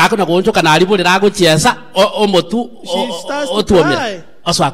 She doesn't tell you what happens to her. You don't know. But as a parent, it's upon you to understand why the baby is crying. If the baby is crying, you have to figure out, Brother Ben, did she turn in bed? Did she fall down? It is upon you to understand and know why the baby is crying. And that's how God is teaching us to have servant hearts. You don't have to be in charge to be a leader for things to move. We all need to learn to be servants. Our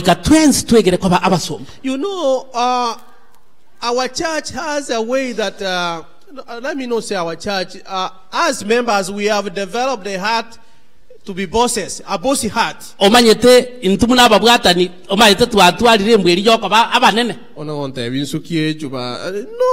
you are a deacon. We have acquired so many skills and titles which are good.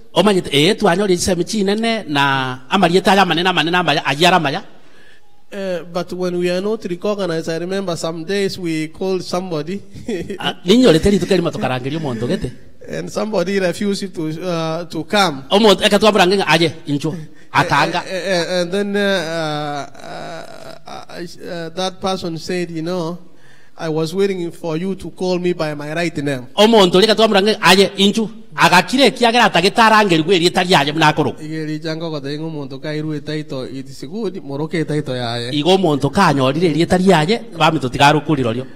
then in a church,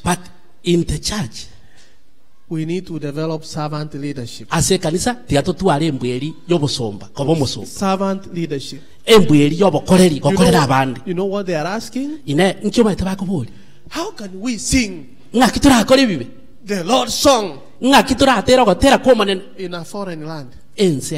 Don't you understand? We are Israelites. We are God's chosen generation. God can even do a miracle here. You see her disappear back. A bossy heart. That you can't do anything until you are elected. Let me say one thing as I see it, as I say it. Many of us, we no longer know how to serve. We don't know. We no longer know how to serve. Why? Because we have machines and everything that is helping us. Ekiara tubwate moroche bintebi bigotokonya so gokora emirimo. So we are good. We are good to be served. Bono tole buja toganeti tokorerwe emirimo. But do you know what's happening, Elijah, in our churches? Lakini noma itinga nkende tokorekana asechkanisa chaitu. 80% of the people, Emerongo etani totigore yemia yabantu. they never have a position in our church. Mbachoriri emirimo gokora asekanisa. 80% of our people, did you hear that? Emerongo etani etatu igoro yemia mbairie gasi gokora asekanisa. They do nothing. Igo barabu bato baikaransete batimogete. They don't come to prayer meetings. Mbarigocha ase chingakiri cha masaba ikatokote banga njito sabe mbarigocha. They don't come to lessons. Mbarigocha kerekierese ni njito begererese ni mbarigocha. They don't come to Sabbath school. Mbarigocha Sabbath school maambi. 80% of our people in church, emerongo etani etatu igoro yemia asekanisa. they do nothing. Igo bagokora bosa baikaransete batimogete. And we claim that we are spiritual. Na hande twateba igo toleke moika.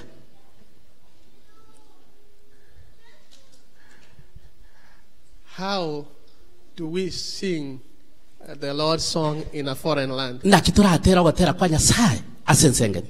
While the Israelites singing, Ine abaisiraeli gotera barengi they stopped singing. bagatika gotera. But let me remind you, Bono tigamba inyoli. Psalms 137, Saburi ya 133 na isara it is a song. okono gotera. Did you realize that? Mwamanyite bo. It is a song. Okono gotera. So in other words, bono inchirende they are singing. Ngotera bari. How can we sing? Ebagotanga ngakituratere. That's a stanza. Banyanga ikide kebungo. And it's a song. Na hado kono gotera. The Lord's song. Ogotera kwa manene. In a foreign land. Asensengeni. In other words, they are saying they are not singing. Bono inchirende batanga mbali gotera. But they are singing. Lakini bagendete gotera. That's the irony of things. Manya obo nobokora yani bokorekana bwamangana. So stop. Why are you building a case against yourself? Ine nkigekogera ogwesiba ajomanyene. So friends, igo abasani we have been called. Twarangeli. We have been given a mission. Twairwe emirimo tokore. We have been sent. Twatumiru. We are God's chosen people. Igo tole egesa kwege chore Kenya. We ought to be God's representatives. Bono goikatobe abasumba banyasa. We have to do the right thing. Goikatokore amangana boronge. Whether people push you, abantu batobetereri, whether they backbite you, abantu nabaturama. Stop claiming that you are a Christian. Tigakote banga no mo Kristore. And even 10% of Christianity. Na onya ni komigoro ye mia yo bo Kristo. Be what you say you are. Kwana keliore. Kose kabe kelio kwana. Because if indeed we have to continue singing, we have to look beyond here. Oh, I want to go preach, I've been stopped. Who stopped you? Did God stop you? A human being stopped you? And you stopped? Then you don't know your mission. Stop spiritualizing your weakness.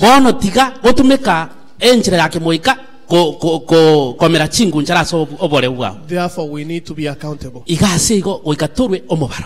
let's have genuine accountability. As well as develop the right relationship. Are we together? There comes that moment. That moment of silence. It is a moment of reckoning. Let me ask you now. Is your song still on? I hear you say na kabeira motelio muya Kenya. So what? And what happened? You know I don't have time. So the rest are idle. You are the only one who is busy.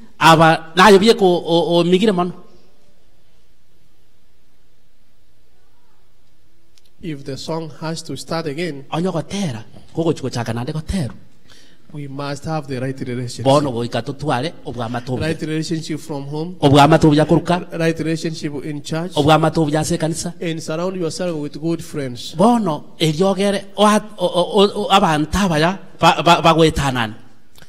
right relationship will lead you to where you belong. However, I want to caution you.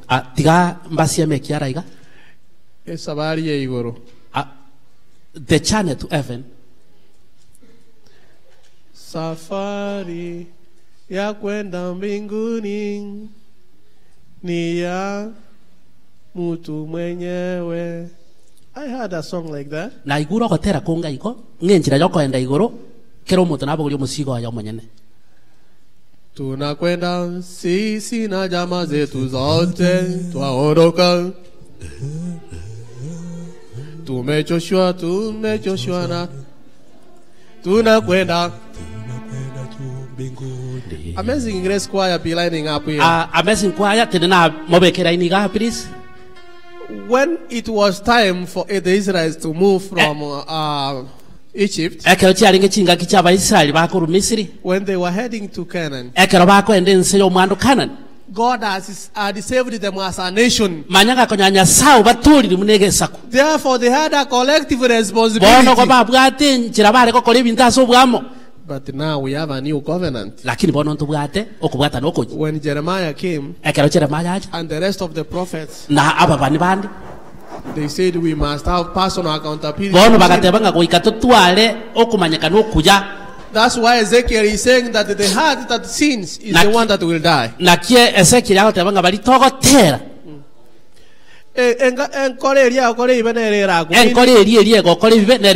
Meaning is personal accountability. So amazing choir, as you sing, Brother Paul, if you find yourself in the choir and you see other members have given up, don't worry. And we know that we don't just I know Brother Paul knows how to sing. You don't bring anybody around to bring harmony. You must have the right people who are ready to sing.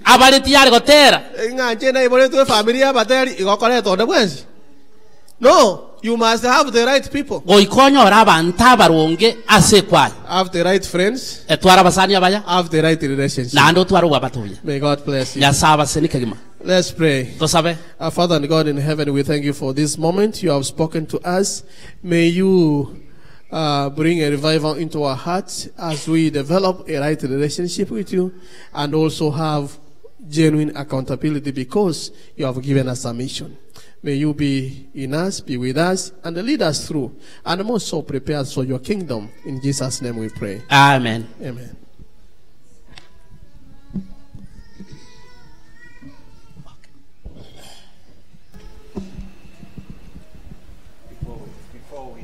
Before you sing, this is one announcement.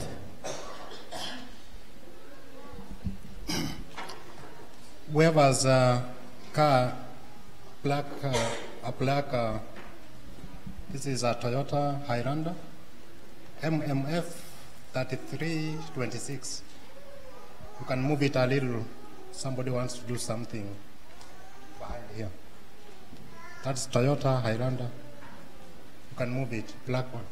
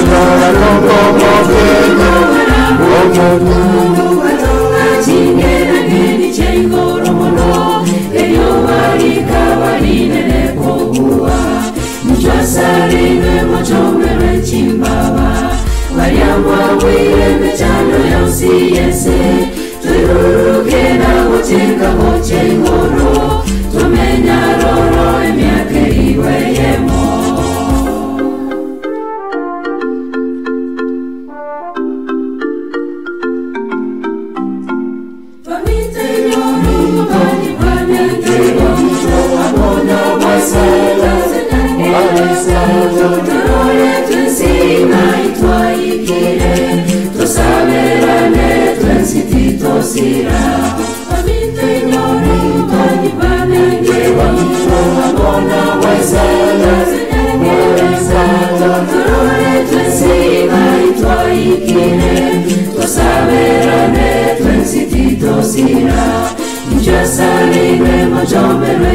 chimbaba Mariamwa mwire mechano yonsi yense Tururuke na wachenga hoche kuru Tumenya roro emyake liwe yemo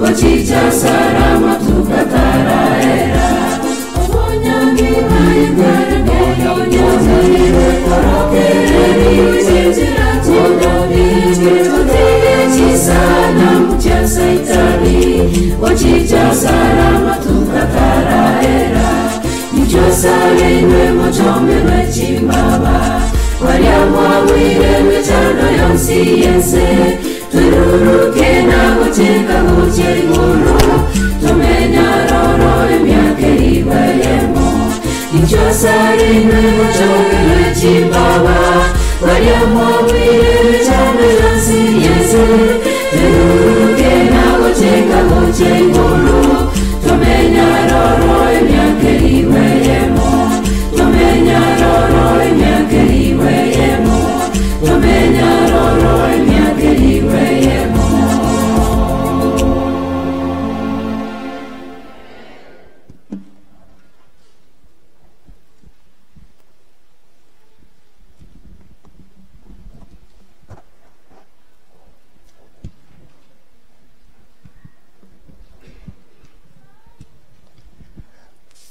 Thank you, Brother Ontiri, for soul-searching sermon.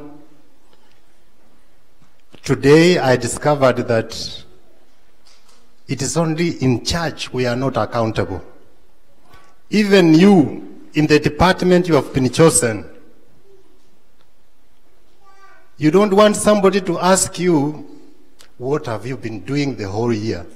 But you want to hand over. You want to hand over with a hand.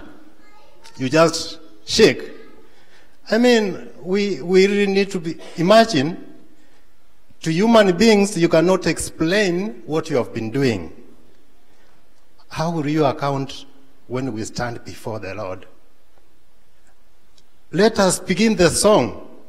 We shall be ashamed when he comes. So that's our soul-searching sermon, a sermon which will challenge us in this life. If you are among the 80 who is not working, ask yourself what you'll be doing when God comes. Let me tell you something.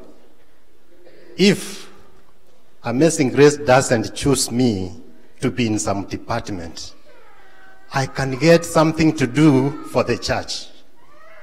It doesn't mean that they have to choose me so that I do something. The whole day, the Sabbath I'm here, I look for a department where my input will be required. And our song will continue if we continue reading and teaching our young ones to read and love the word of the Lord. Thank you so much, Brother Ontiri. God bless you. So at this moment, we're going to break, but I want to bring our shepherd. Do you know, in our community, we are getting so many doctors around here. I told you we have a Brother Ben. When are we going to call you doctor? You know, I don't know. Next year? Very soon. Last week, I was coughing, and I went to get some bottles from a doctor. So I went there, and I was told, wait here. Do you know who came? Ben came. Ben was my doctor. He was asking, like,